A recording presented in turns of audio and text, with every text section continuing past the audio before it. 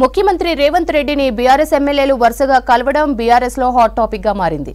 వారం కిందట 4 ఎమ్మెల్యేలు రేవంత్ తో సమావేశమయ్యారు. నిన్న రాజేంద్రనగర్ ఎమ్మెల్యే ప్రకాష్ గౌడ్ ముఖ్యమంత్రిని కలిశారు. వీళ్ళందరూ నియోజకవర్గ అభివృద్ధి పనులపైనే కలిశామని చెప్తున్నారు. అంతేకాదు సీఎంని కలిస్తే తప్పేంటని ఎదురు ప్రశ్నిస్తున్నారు. పార్టీ మాత్రం ఇప్పటి వరకు అధికారికంగా స్పందించలేదు. ఎందుకు కలిశారని అడిగితే మొదటికే మోసం వచ్చే ప్రమాదం ఉందని సైలెంట్ గా ఉంటున్నారని టాక్. ఇలానే సైలెంట్ గా ఉంటే మరికొంతమంది ఎమ్మెల్యేలు రేవంత్ ను కలిసే ప్రమాదం ఉందని కూడా భయపడుతున్నారు బీఆర్ఎస్ పెద్ద లీడర్లు.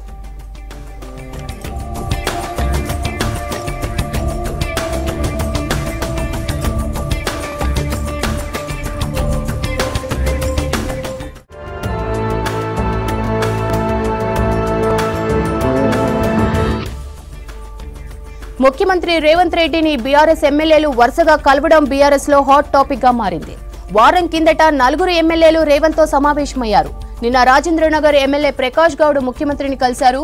వీళ్ళందరూ నియోజకవర్గ అభివృద్ధి పనులపైనే కలిశామని చెప్తున్నారు. అంతేకాదు సీఎంని కలిస్తే తప్పేంటని ఎదురు ప్రశ్నిస్తున్నారు.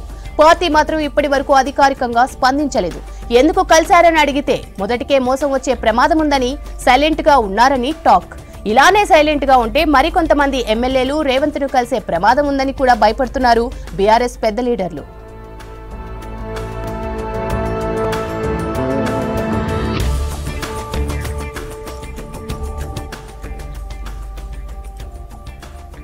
మరిన్ని డీటెయిల్స్ శివారెడ్డి అందిస్తారు. శివ, సీఎంతో బీఆర్ఎస్ ఎమ్మెల్యేల భేటీకి సంబంధించిన అప్డేట్స్ ఏంటి?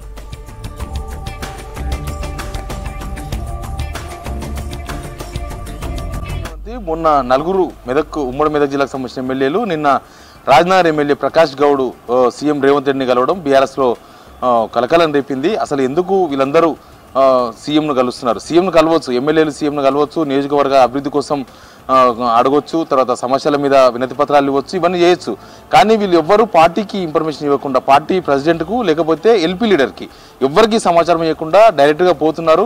తర్వాత సీఎంఓ నుంచి వాళ్ళు కలిసిండ్రు పలానా వాళ్ళని ఫోటో వీడియో బయటకు వస్తే తప్ప, ఆ సమాచారం టీవీలో వస్తే తప్ప పార్టీ అధిష్టానానికి తెలియకుండా పోతుంది. అట్లాంటి సిచ్యువేషన్తో అసలు వీళ్ళ ప్లాన్ ఏంది? ఈ ఎమ్మెల్యేలు కేవలం అభివృద్ధి కోసం కలుస్తున్నారా? కేవలం వాళ్ళకున్న సమస్యల పరిష్కారం కోసం కలుస్తున్నారా? ఒకవేళ అదే అయితే పార్టీ ప్రెసిడెంట్కో, పార్టీ వర్కింగ్ ప్రెసిడెంట్కో, లేకపోతే ఎల్పీ లీడర్కో, ఎమ్మెల్యేలందరూ కూడా ఎల్పీ లీడర్ నాయకత్వంలో పనిచేస్తూ ఉంటారు. పార్టీ అంతా కూడా పార్టీ వర్కింగ్ ప్రెసిడెంట్ కింద ప్రెసిడెంట్ ఆర్ వర్కింగ్ ప్రెసిడెంట్ కింద వాళ్ళ ఆదేశాల మేరకు పనిచేస్తూ ఉంటారు.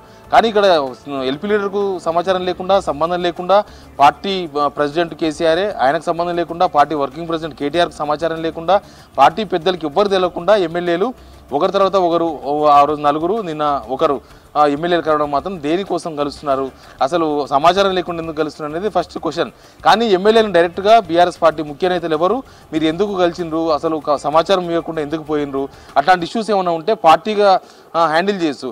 నిజానికి వాళ్ళ నియోజకవర్గాల్లో ఇప్పుడున్న ప్రతిపక్ష పార్టీ బీఆర్ఎస్కు కనుక ఒకవేళ ప్రోటోకాల్ పాటించకపోతే అది కేవలం ఇండివిజువల్గా తీసుకుపోయే అంశం కాదు. అది పార్టీగా, బీఆర్ఎస్ పార్టీగా, బీఆర్ఎస్ ఎల్పీగా దాన్ని స్పీకర్కి ఇవ్వడమో, లేకపోతే ఇంకా దాని మీద ఆందోళన కార్యక్రమాలు చేపట్టడమో, లేకపోతే సీఎం దృష్టికి అందరు కలిసి తీసుకుపోవడమో, ఇట్లా ఏదో ఒక ఉమ్మడి కార్యాచరణ ఉంటుంది. ఎందుకంటే ఎల్పీ ప్రతిపక్షంలో ఉన్న అందరికీ సేమ్ సమస్య ఉందని ఇప్పటికే చెప్పిన వాళ్ళు లోకల్గా స్థానికంగా ఉండే ఓడిపోయిన కాంగ్రెస్ వాళ్ళే ప్రోటోకాల్లో వాళ్ళే ఎమ్మెల్యేలుగా వ్యవహరిస్తున్నారు, అధికారులు వాళ్ళ మాటలే వింటున్నారు, గెలిచినా కూడా లాభం లేకుండా పోయింది. ఇట్లాంటి అసంతృప్తి బీఆర్ఎస్ ఎమ్మెల్యేలో ఉంది.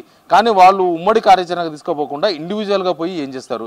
నిన్న రాజధాని ఎమ్మెల్యే పోయింది, ఆయన పోయింది, ఇట్లాంటి ఇష్యూసే. వాళ్ళ కాలనీలో వాళ్ళ నియోజకవర్గంలో రోడ్లు అని చెప్తున్నారు, తర్వాత ఏదో భూముల ఇష్యూ అని చెప్తున్నారు.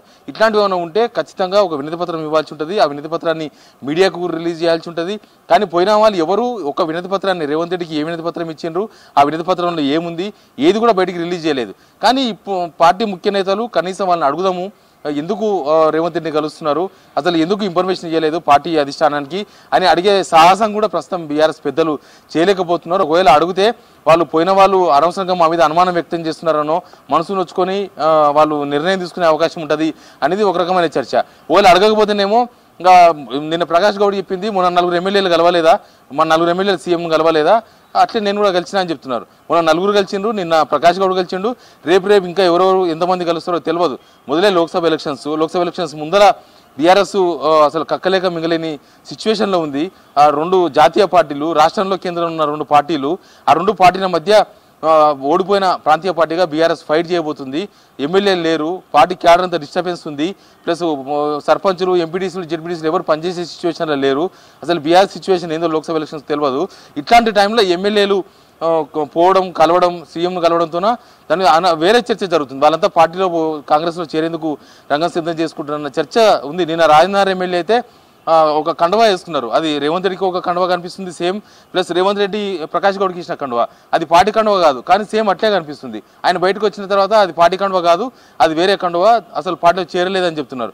ఇట్లా అసలు ఒక కన్ఫ్యూజన్ ఒకటి బీఆర్ఎస్లో కనిపిస్తుంది. అసలు మిగతా ఎమ్మెల్యేలందరూ కూడా ఎవరు ఉంటారు, ఎవరు పోతారు, అసలు అధిష్టానం వాళ్ళని అడగాలన్నా అడగకూడదా, వాళ్ళకు కనీసం ఒక మెసేజ్ కూడా ఇచ్చే పరిస్థితిలో ప్రస్తుతం బీఆర్ఎస్ అధిష్టానం లేనట్టుగా కనిపిస్తుంది.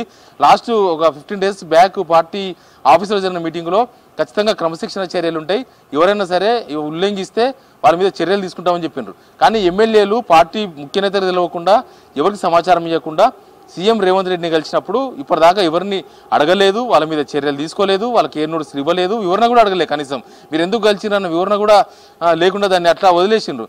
4 ఎమ్మెల్యేలతో వదిలేస్తే నిన్న ఒక ఎమ్మెల్యే కలిసిండు. తర్వాత ఇంకా ఎంతమంది ఎమ్మెల్యేలు లోక్సభ ఎలక్షన్స్ ముందు లోపల ఏం కలుస్తారో తెలియదు.